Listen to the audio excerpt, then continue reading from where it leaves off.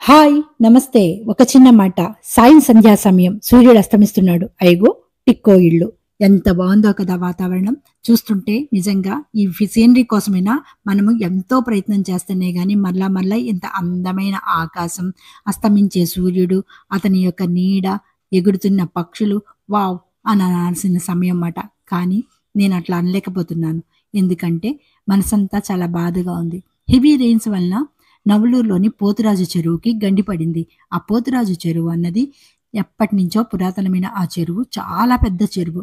ఆ చెరువుకి గండి పట్టడం వలన ఇప్పుడు నవలూరుకి, అలాగే మంగళగిరికి వెళ్ళే దారి రోడ్డుకి వెళ్ళడానికి లేకుండా ఆ రోడ్డు కట్ అయిపోయిందన్నమాట.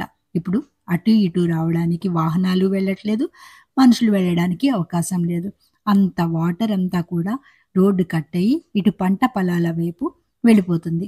వీళ్ళైతే రాత్రి నుంచి అంటే ఇప్పుడు సమయం సాయంత్రం 5, 6 అయిపోతుందన్నమాట. అంటే సూర్యుడు అస్తమించే సమయం అయిపోతున్న టైం వరకు కష్టపడుతూ ఉంటే ఈ మాత్రం వాటర్‌ని కంట్రోల్ చేయగలిగారు కానీ, ఇంకా వాటర్ ఫ్లోట్ అయితే వెళ్ళిపోతూనే ఉందన్నమాట.